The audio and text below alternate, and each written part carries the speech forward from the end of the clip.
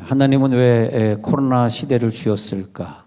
또 이 코로나가 끝나면 더 무서운 전염병이 기다리고 있다고 하는데 그때는 우리들이 어떻게 대처를 해야 될 것인가 말이죠.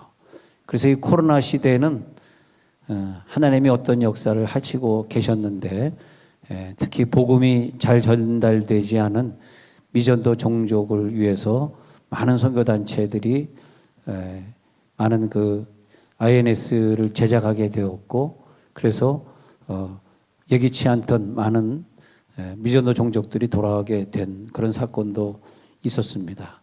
여러분 이 시대는요 문화혁명의 시대입니다. 우리가 그 문화혁명의 시대에 같이 따라가지 못한다면 우리는 굉장한 어려움을 당하게 되어 있습니다. 교회요. 과거에 우리가 대한민국이 얼마나 많은 큰 교회들의 숫자를 자랑했습니까? 그렇잖아요.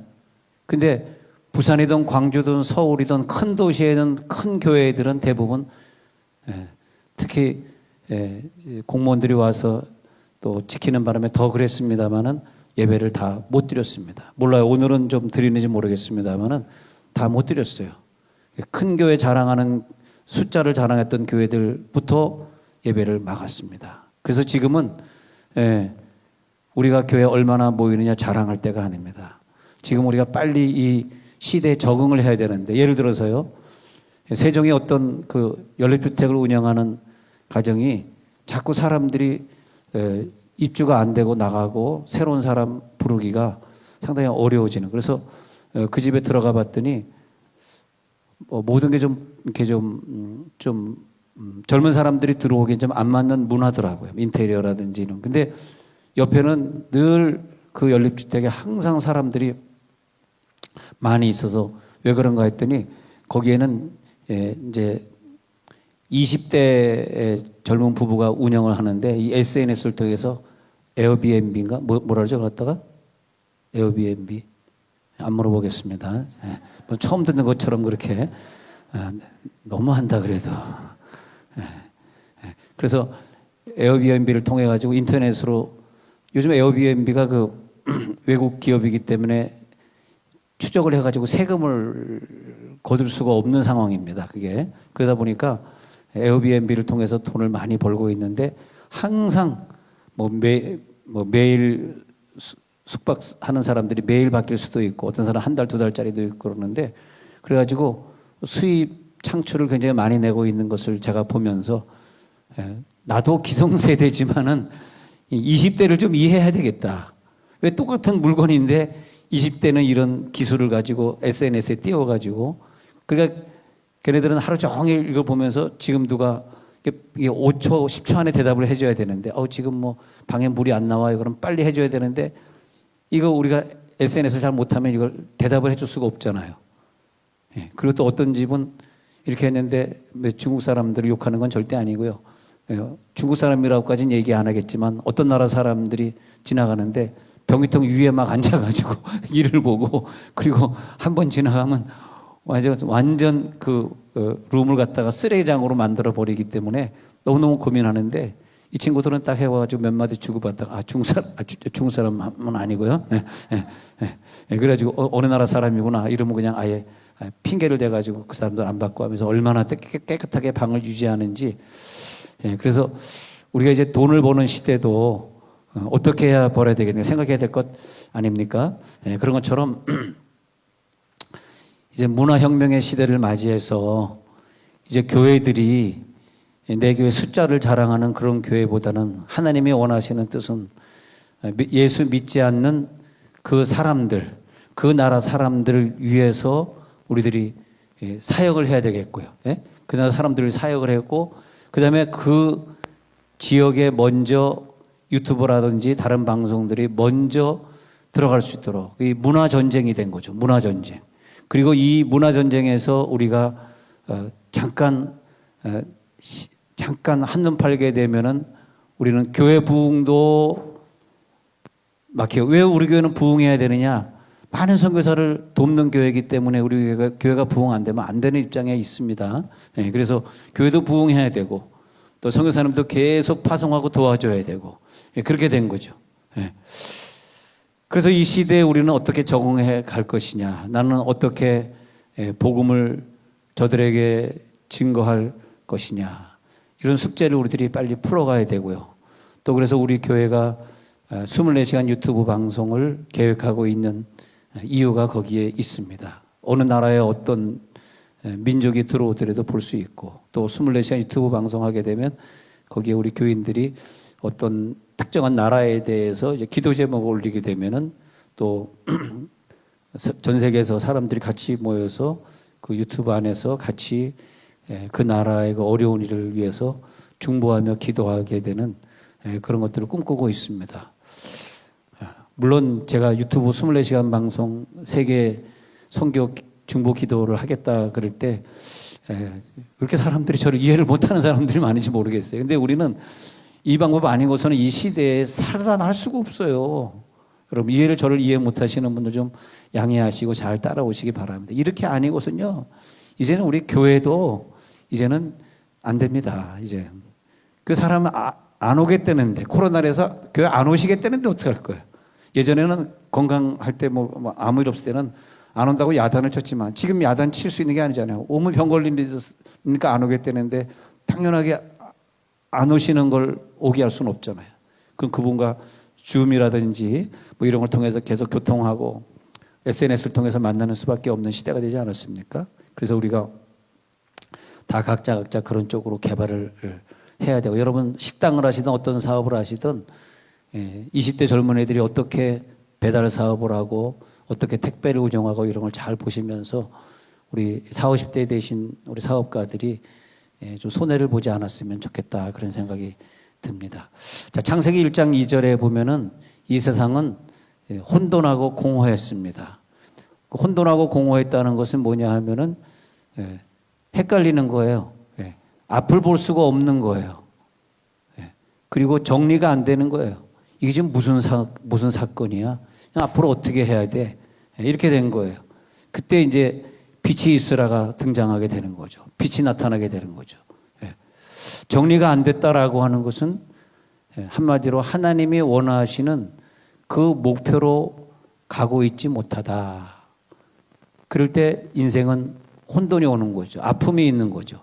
하나님이 원하시는 목표로 하나님이 막 끌어당기고 막 몰고 가시려고 주시는 게 고난이거든.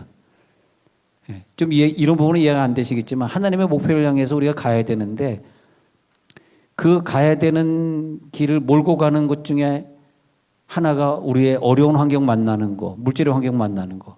이 부분이 이해가 안 되겠지만 죄가 그때 등장합니다. 죄는 왜 등장하냐 하면 하나님 뜻대로 안 가는 사람을 하나님의 뜻대로 몰고 가는 방편입니다. 좀 이해가 안 되지만. 그 다음에 사탄입니다. 사탄이 하는 역할은 내가 하나님의 목표로 가는 데 있어서 가지 않을 때 사탄의 역사에서 우리를 힘들게 하는 거죠. 사탄을 이기려고 하면은 사탄은 물러가라도 중요하지만 하나님 뜻대로 순종하면 되는 거예요. 왜냐하면 사탄은 하나님의 손아귀에 있기 때문에 아무것도 안 합니다. 자, 그래서 목표를 벗어난 것은 왜 목표를 벗어났냐 하니까 어두워. 내 눈이 멀었어. 이걸 지금 볼 수가 없어. 판단이 안 돼. 그래서 이제 예수님이 오실 때 빛이 있으라. 뭘로 오셨냐? 나는 세상에 뭐다? 빛이다. 나는 세상의 빛이다. 마태복음 5장에서 나는 세상의 빛이야. 그러면서 빛으로 오셔가지고 그 빛이 우리 속에 오시잖아요. 우리 속에 오심으로써 너희는 세상의 빛이니 이렇게 되는 거죠. 주님이 빛으로 내 속에 오시지 않으면 내가 빛이 될 수가 없어요. 어둠하고 같이 놀기 때문에 이렇게 계속 어둠의 생활을, 이 어둠의 중독의 생활을 계속하면 결국 뭡니까? 지옥으로 가든지 아니면 천국에 가더라도 영원히 후회하는 자리에 앉을 거 아닙니까? 그래서 이 빛의 세계를 들어가야 되는데, 그러면 어둠의 세계와 빛의 세계 사이에 뭐가 있냐 하니까 문이 하나 있어. 여기 영화에 보니까 그 문을 스타게이트라고 해요. 스타게이트가 뭐냐 하면은 그 문을 통과하면 이제 미래의 세계, 우주의 세계로 가는 거더라고요. 오래전에 영화를 봤는데 제목이 스타게이트인가 그랬던 것 같습니다. 이 스타게이트를 갖다가 들어가야 되는데 그 스타게이트를 통과를 못해. 왜? 너무 어둠이 짙어서. 근데 통과하면 뭐가 있냐? 거기 빛이 있어요. 빛. 아, 이 빛이구나. 이 스타게이트를 통과하는 그 방법이 뭐냐 하면 이제 드디어 요한복음 5장 39절이 나타나. 한번 읽어봅시다. 요한복음 5장 39절 같이 읽겠습니다. 자, 5장 39절 펼치셨죠? 자, 시작. 너희가 성경에서 영생을 얻는 줄 생각하고 성경을 연구하거니와 이 성경이 곧 내게 대하여 증언하는 것이니라. 이 구절이 굉장히 중요한 구절입니다. 우리 성경을 연구하고 설교 듣고 매일 성경을 통독하면서 딜이 파야 되는 이유가 뭐냐면 막 디리디리디리 파야 돼. 왜 성경을 연구해야 되냐 하니까 그 속에 빛을 찾기 위해서. 성경 연구, 기도 생활, 선교 헌신 이런 걸 통하면 우리들이 빛을 찾게 되는데 이런 것이 없으면 내가 어디에 서 있는지 어디를 가고 있는지 내가 알 수가 없어요. 그래서 이 빛을 찾아야 되는데 그 빛이 어디에 숨어 있어? 그 숨어 있는 곳이 바로 성경이다 이거야. 할렐루야. 왜 우리가 뭐 1년에 3독씩 하면서 벌써 어떤 성도들은 뭐 20독이니 30독이니 왜 이렇게 성경을 들이파고 읽고 있냐 하니까 이 성경 읽으면 읽을수록 어? 할렐루야. 우리가 직장에 가서도 잠깐 성경 읽을 수 있는 직장이라면 참 좋은 직장 같고요. 예? 예. 우리가 좀 직장에서 일찍 와서 1시간 성경 읽고 기도할 수 있는 시간을 가질 수 있는 직장인이라면은 참 하나님 기뻐하신 것 같습니다. 예. 왜? 우리들의 목표는 성경을 읽으면서 기도하면서 그 속에 빛을 찾아내야 되거든. 근데 그 빛을 성경 읽다 보니까 깨달음이 왔는데 바로 이거구나. 그게 뭐냐? 나에 대하여 증거하는 것이다. 예수구나. 아, 빛이 바로 예수네. 예수를 나는 찾았네. 그렇게 되는 거죠. 그래서 요한복음 5장 39절 다시 보면은 성경에서 영생을 얻는 줄 생각하고 성경을 계속 연구하는데 이 성경은 곧 예수님에 대하여서 증언하는 거네요. 오늘 이 아침에도 설교를 듣다가 예수님을 발견하게 해 주시옵소서. 성경 안에서 빛이 나와요. 그 빛이요, 예수님이라는 게 발견되잖아요. 성경에는 그 빛을 칠의 광선이라고 그랬잖아요. 우리가 아플 때 성경을 계속 읽으세요. 그럼 칠의 광선이 레이저가 나와서 내 아픈 부분을 치료합니다. 계속 읽으면요, 이것이 우리들의 문제를 해결해 줄 수 있는 강력한 권세가 이 안에 있어요. 그래서 예수님이 했던 말씀 마가복음 1장에 있는 것처럼 예수님이 전하는 복음은 권세 있는, 이제 바뀔 때 권위 있는 이렇게 바뀌는데 권위 있는 자의 새로운 교훈이네. 이런 교훈 우리 처음 들어봤네. 와, 교훈이 새롭다. 뭐가 새롭냐? 빛이니까 새로운 영역을 보게 됐어. 저 설교를 들으면서 오늘 나는 새로운 영역을 보게 됐네. 그런 영역이 있었네. 제가 우리 성도님들에게 선교제 몇 달씩 나갔다 오자고 강조하는 게 뭐냐면 아무리 성경을 많이 읽고 아무리 기도를 많이 해도 선교지에 가서 깨닫는 성경하고 여기 있는 성경하고 이 성경의 종류가 달라요. 그 원주민들을 도와주고 원주민들을 희생해 보면서 그때 그렇게 성경을 뭐 20독 30독이나 한 사람도 그때 가서 그 원주민 아빠 죽어가는 애를 끼워안고, 저번에 남한공에 갔을 때는 20대 중반이라는 여자애인데 내가 안수기도하러 갔는데 일어나지를 못하더라고요. 무슨 병이냐 했더니 에이즈라 그러더라고요. 그 아프리카에 많은 사람들이, 젊은 처녀 아이들이 에이즈로 죽어가고 있습니다. 잘못된 생활을 해가지고 말이죠. 그래서 이제 뭐 지금쯤 죽었는지 모르지만 하여튼 그때 눈물로 기도했었는데, 예, 그런 사람들을 껴안고 안수하고 기도해 줄 때 성경을 읽으면 전혀 내가 보지 못했던 부분이 떠오르는 거예요. 빛이 들어오는 거죠. 빛. 예. 그래서 5장 39절에서 성경을 왜 연구하냐? 바로 성경은 예수에 대하여 증언하는 것이라. 그 빛이 예수다. 그렇게 되는 거죠. 예. 그런데 나 자신도 그렇고 또 내 자녀도 그렇고 왜 내 남편도 그렇고 왜 우리는 도대체 먹는 것, 옷 잘 입는 것, TV에서 연예인 보고 드라마 보는 것, 뭐 그런 것들이 그렇게 좋은가? 응? 목사님은 성경 읽으라고 매일 그러는데 그 말을 왜 지겹게도 듣기 싫은가? 응? 인생이 참 왜 이렇게 힘든가? 응? 왜 나는 존재하는가? 나는 누군가? 이게 어둠의 영역입니다. 이게 빛이 안 비춰지요.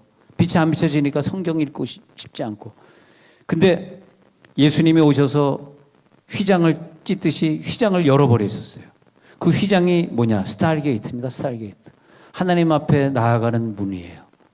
예수님이 그 휘장을 위에서 아래로 쫙 찢으시면서 이제는 내가 길이다, 내가 진리다, 내가 생명이다 하는 거 보여주셨어요. 그 예수님이 나를 위해 십자가 못 박혀 죽은 다음에 우리들에게 영의 세계가 열려버렸어요. 하고 열려버렸어. 뿅! 웃을 때까지 한다. 이제 웃었구나, 안 해도 되겠구나. 뿅! 하고 열려버렸어. 아, 열렸어. 그리고 열리니까요, 먼저 사람을 보는 시각이 달라졌어. 물질관이 달라졌어. 그전에 그저 내 물질, 내가 어떻게 좀 더 저축하고 어떻게 하면 돈이 더 늘어나고 거기에 관심이 있었는데 이제 그런데 관심이 없어. 이제 물질관이 달라졌어. 세계를 바라보는 눈이 달라졌어. 그의 눈이 안 떠질 때는 내가 국회의원도 아니면서 정치가인 것처럼 그냥 입에 거품을 품다가 딱 성경에 눈이 열리니까 초월해 버렸어. 그것도. 할렐루야. 아이고, 우리 교회는 다 초월이 안 된 사람들이라서 별로 이 부분은 은혜가 안 되는구나. 은혜가 안 되면 그냥 잊어버리시기 바랍니다. 사람마다 사상이 다른 거니까. 그래서 정치관도 달라져. 세계관도 달라져. 이제는 내 미래가 보여. 성경을 보다가 빛이 들어오니까 왜 하나님이 우리 자녀를 이렇게 아프게 하셨는지. 자녀가 아픈 애는 다 사명자입니다. 사명자라서 아픈 거예요. 그래서 왜 우리 아이들에게 아직까지 기저귀도 못 가는 이 아이에게 무슨 하나님이 이런 사명을 주셨는지. 그게 보이는 거죠. 하나둘 보이기 시작해. 그러면서 성경 안에 들어와서 그 빛에 머물고 살아요. 바로 이거구나. 그랬을 때 그 빛이 비춰졌을 때 영혼의 세계가 보이잖아. 영혼이 이제 보인다. 죽음이 두렵지 않아. 죽음을 반겨. 내가 영원히 사는 건데 왜 죽음이 두려웠을까? 이 죽음마저 초월해버려. 그런 사람에게 선교의 상급이 주어지는 거야. 죽음을 두려워하는데 선교지 어떻게 나갑니까? 그럼 바보나 나가는 거지. 근데 이젠 죽음이 두렵지 않아. 선교지에 가는 게 절대 두렵지 않아. 더 감사해. 갈 수 있는 기회가 있다는 게 너무너무 감사해.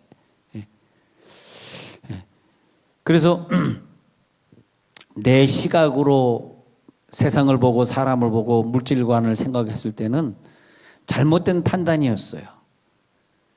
비판이었어요. 부정적인 생각이었어요. 소유욕이었어요. 그것은 거짓이었어요. 그것은 중독이었어요. 그것은 망하는 일이었어요. 그런데 하늘의 빛이 비치면서 그걸 다시 보니까 이제는 세상이 달라져 보이는 거예요. 이제는 비판이 아니에요. 이제는 사랑으로 봅니다. 용서가 있습니다. 중독이 아닙니다. 이제는 초월입니다. 이제는 그 형상의 실제를 보게 됐어. 실제. 내 눈으로 보는 것이 아니라 하늘의 빛이 비춰져서 내 속에 예수가 오셔서 그 빛으로 그것을 판단했을 때 조각가가 있는데 눈이 감은 상태에서 어떻게 조각하겠어요? 근데 어느 날 눈이 딱 떠지니까 작품을 완벽하게 만들어낼 수 있는 거예요. 내 눈이 떠지면 작품을 완벽하게 만들어내는 거예요. 할렐루야. 우리가 예수님의 몸의 지체로서 가서 달라붙어야 되는 게 교회인데요. 완전한 교회에 우리가 지체로서 달라붙게 돼야 되는데 그러려면 먼저 여러분이 자동차를 조립하는데 그 자동차 엔진 무슨 벨트 이런 거 하나하나가 다 완벽해야지 조립이 되는 거지. 완벽하지 않은 제품을 거기다 조립해 주면은 차가 사고가 나지 않습니까? 그러니까 모든 하나의 부품 하나하나들이 다 완벽해. 내가 하나님 앞에 이제는 하나님의 시각으로 보는 완벽함이 있고 너도 완벽함이 있을 때 우리가 완성이 돼서 하나의 부품으로 완벽한 부품들이 하나의 완전한 제품을 만드는 것이 교회입니다. 교회. 그리고 그 교회는 빛이 있는 교회. 그 교회는 세상을 비추는 교회. 세상에 유익한 교회. 교회는 세상에 욕을 먹으면 안 됩니다. 세상의 교회를 욕하면 안 됩니다. 예. 그래서 코로나 시대가 되면서 우리 한국교회가 욕을 많이 먹으면서 많은 기독교인들이 떨어져 나가게 됐고, 또 전도가 지금은 한 1년 동안 거의 전도 못했습니다. 전도하면 욕합니다. 전도하면 째려봅니다. 갑자기 전도하면 그 사람 쌍꺼풀 수술한 거 풀려집니다. 그냥 편안하게 웃으세요.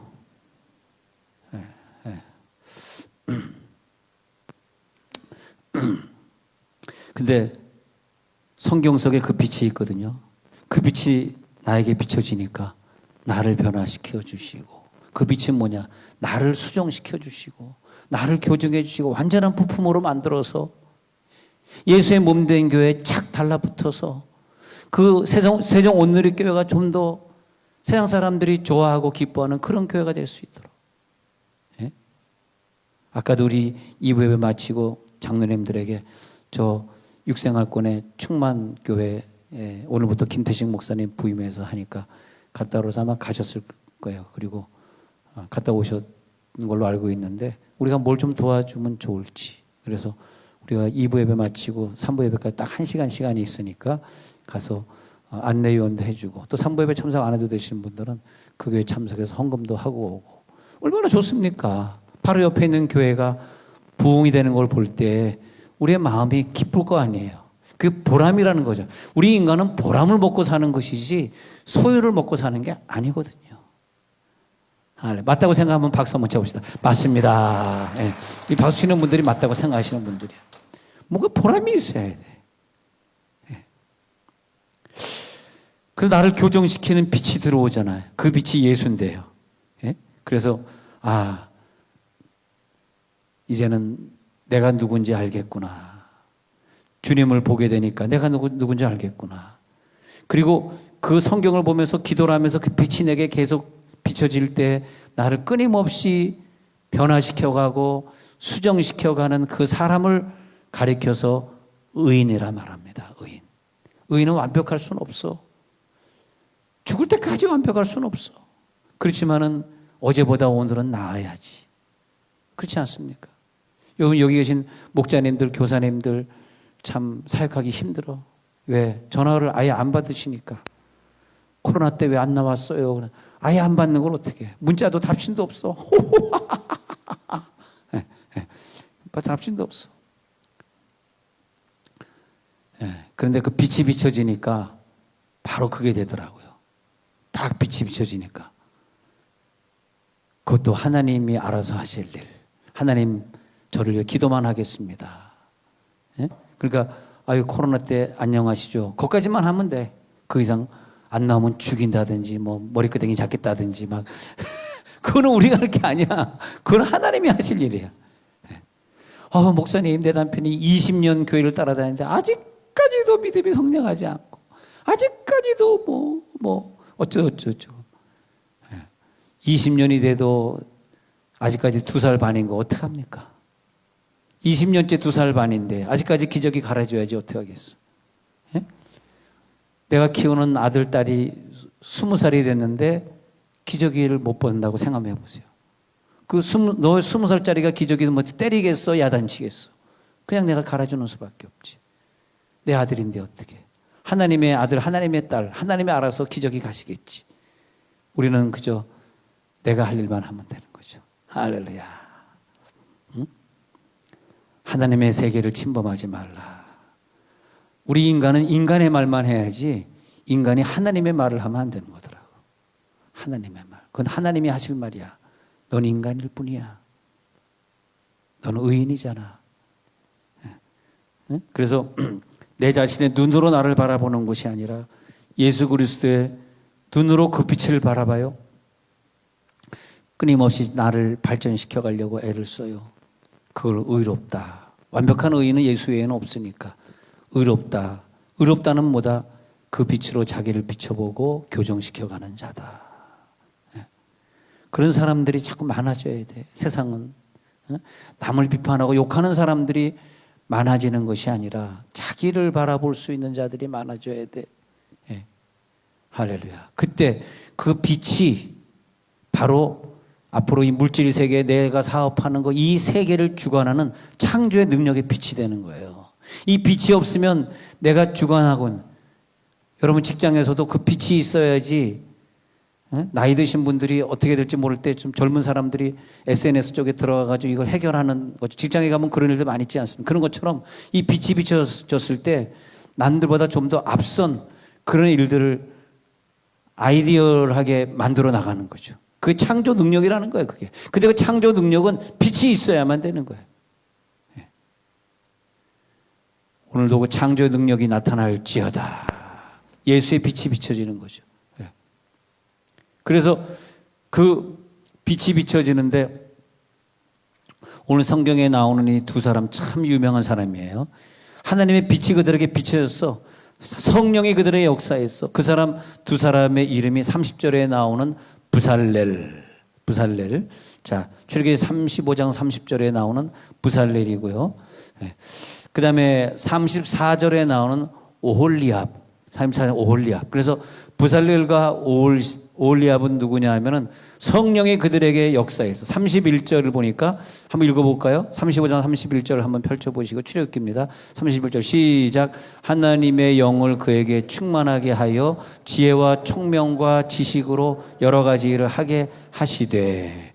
하나님이 우리들의 영을 충만하게 해주시면 내 총명, 내 지식, 내 지혜 아니고 하나님의 지혜, 하나님의 총명, 하나님의 지식을 그에게 주셔가지고 그 다음에 금과 은과 노소로 제작해가지고 그 사람이 성전을 건축하게 만드는 거예요. 예, 아시겠죠? 성전 건축하기 위해서 하나님이 나에게 연단을 주신 거죠.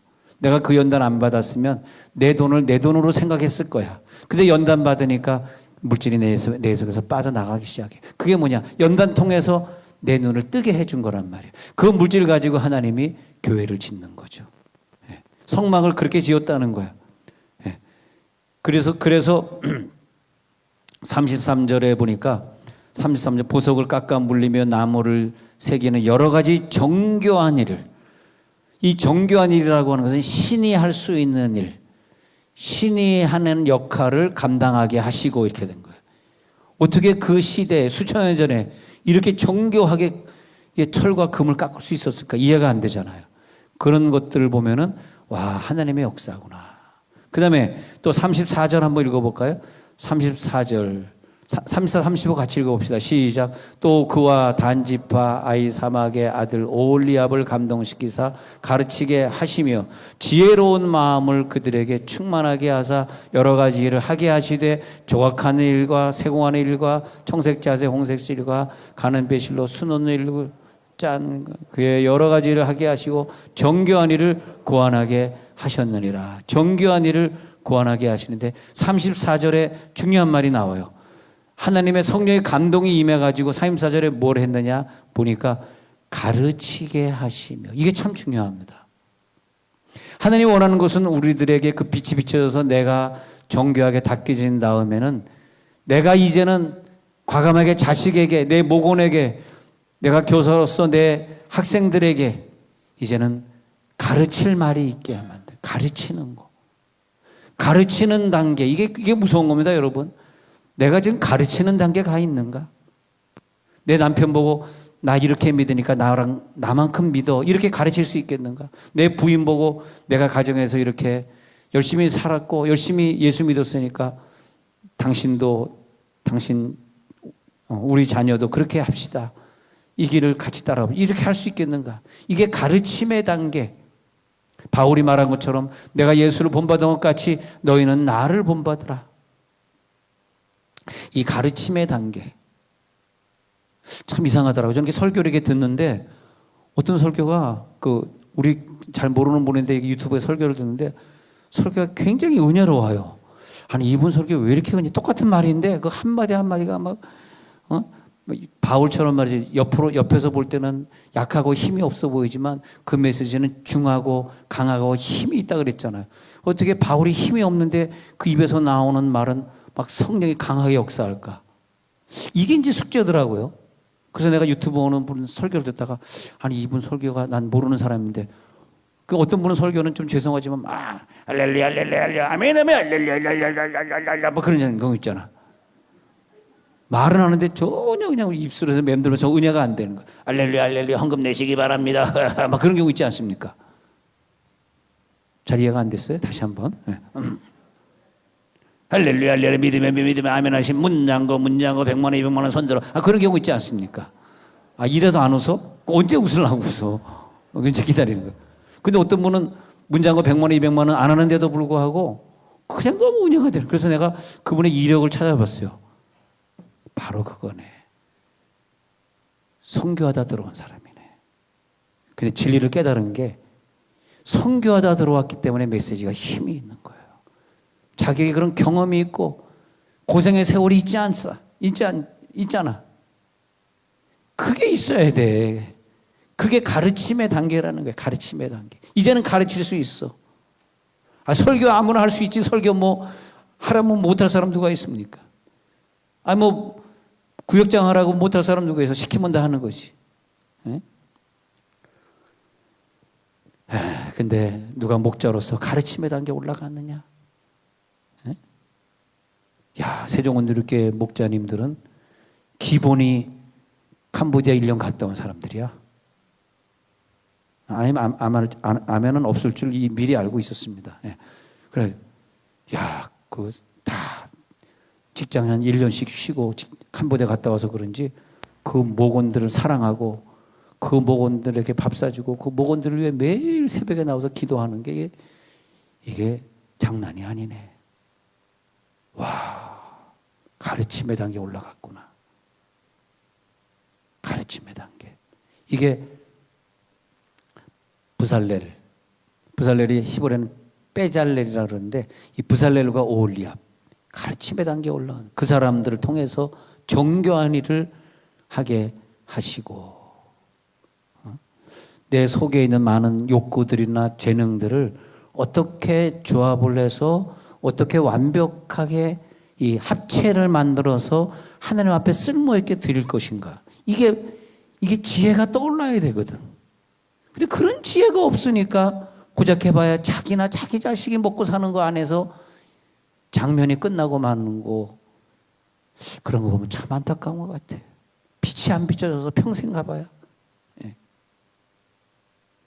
평생 나를 위해 사용했고 내 식구 위해 쓰임받았고 그런데 고린도후서 5장 15절에 빛이 딱 비춰지는 거예요. 어느 순간에 고린도후서 5장 15절에 빛이 비춰지면서 읽어봅시다. 시작. 그가 모든 사람을 대신하여 죽으심은 살아있는 자들로 하여금 다시는 그들 자신을 위하여 살지 않고 오직 그들을 대신하여 죽었다가 다시 살아나신 이를 위하여 살게 하려 함이라. 이제 깨달았어. 이제 빛이 비춰지니까 맞아 이거야. 이제 내 나이가 이제 40인데 50인데 내가 내 식구를 위해 내 부모님을 위해 살았고 이제 부모님 장례식 하잖아.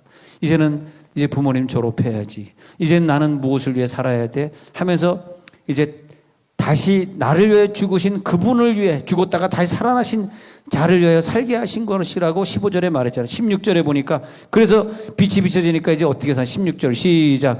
그러므로 우리가 이제부터는 어떤 사람도 육신을 따라 알지 아니하노라. 비록 우리가 그리스도도 육신을 따라 알았으나 이제부터는 그같이 알지 아니하노라. 아니 왜 그 예수님이 육체로 오셔가지고 나를 위해 죽은 거야? 도저히 이해가 안 된 거야. 왜? 예수를 육체로 봤으니까. 예수를 육체로 알았으니까. 근데 예수를 육체로 하지 아니하고 하나님의 아들입니다. 아들의 고백이 있은 다음에 그 다음에 사람들 바라보는 시각이 달라진 거죠. 사랑은 모든 허물을 다 덮느니라. 그 구절에 빛이 비춰진 거야. 내가 덮지 못할 허물은 아무것도 없어요. 몰라요. 그 사람이 나에게 한 100억 정도 손해를 입혔습니까? 그러면 용서하지 마십시오. 그러나 99억 이하라면 용서하십시오. 그 사람의 생명은 100억 이상의 값어치니까. 오늘은 시리즈가 아멘 안 나오는 시리즈로 가고 있어요. 별로 이게 행동으로 옮기기 너무 어려운 얘기들이야 이게 사실. 예?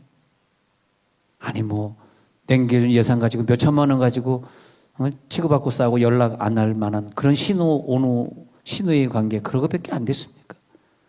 그렇게 속물입니까?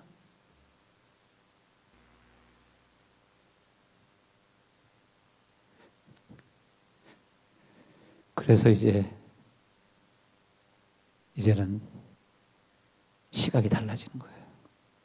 할렐루야. 네. 그 과정에서 야, 너만큼 마음이 넓고 너만큼 참을 수 있는 사람이 없다. 네가 최고다. 왜? 너는 예수를 믿었으니까 그런 거야. 넌 예수 믿었잖아. 네가 참아야지. 할렐루야.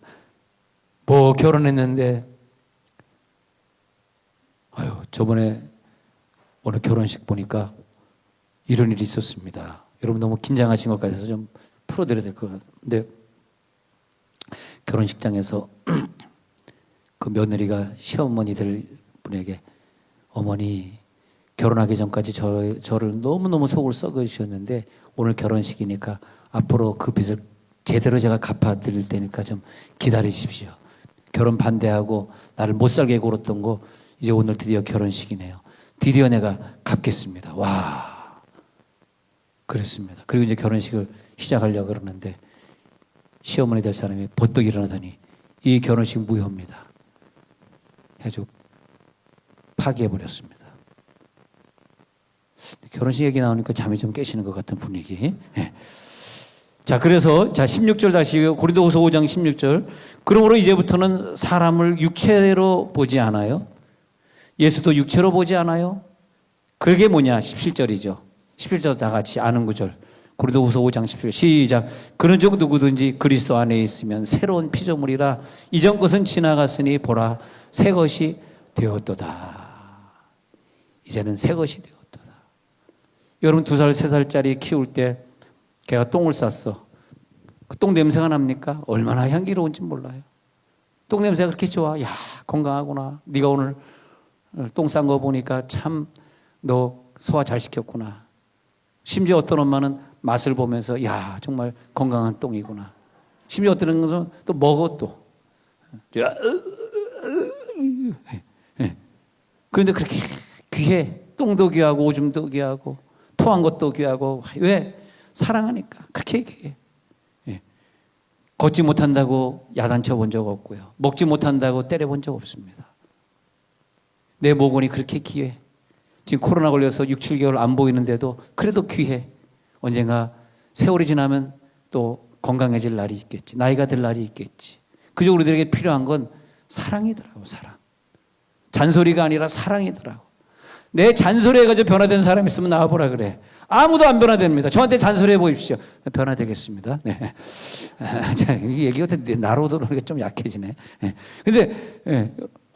남편에게 잔소리해서 변화시킨 사람 있으면 부부 한번 나와봐봐요. 네. 남편이 변화된다고요? 부인에게 잔소리. 부인은 변화 더 안 돼. 자기 해봐. 남편 보고 당신의 변화인데 말하기 전에 자기는 얼마나 변화됐나 봐. 근데 우리를 변화시키는 건 하나님인 줄로 믿습니다. 성령의 빛이 비춰지면은 남편 앞에 온순한 양이 되는 거야. 여보, 나 이제 온순한 양 됐어. 소리 안 지를게. 자기야. 얼마나 귀여워져. 성령의 빛을 받았어. 아, 남편에게 복종하라 그랬구나. 알겠어. 복종해야지. 하나님, 내 동창회 만나면 내 남편 욕하지 않겠습니다. 이제는 덮겠습니다. 덮고 가겠습니다. 영의 비밀이 내게 임하잖아요. 그러면 그때 이제 비밀을 깨달으니까 가르치기 시작하는 거예요. 내 욕심대로 살았어. 내 자아대로 살았어. 그런데 그 사람이 가르쳐. 생각만 해봐요. 내 개인의 욕심 위에 산 사람이야. 나 중독에서 빠져나오지 못한 사람이야. 나 남편에게 소리 지르는 여자야. 근데 그 사람이 가르친다고 생각. 뭘 가르치겠습니까? 그 사람은 가르치지 말아야죠. 뭘 가르치겠어요? 자녀들에게 가르칠 게 없는 거예요. 그걸 가르침이라고 표현하면 안 돼요. 헛된 인생이에요. 허무합니다. 가르치면 안 됩니다. 그래서 가르치는 영역을 오늘 이 아침에 회복해 주셔야 됩니다. 회복하게 하옵소서. 내가 가르치게 하옵소서. 내년에는 내가 교사가 되게 하옵소서. 저 오늘 설교 들었으니까 내년도에 내가 가르치겠습니다. 내년도에 내가 목자가 되겠습니다. 하나님의 영이 충만해지셔서 가르치게 하시고란 단어가 나오는 거예요. 하나님의 영이 충만해져 가지고 저를 가르치게 하시고 정교한 일을 하게 하시고, 그래서 35장 출애굽기 35장 34절에서 오홀리압을 감동시키사 가르치게 하시며 부살렐과 오홀리압이 많이 나올지어다.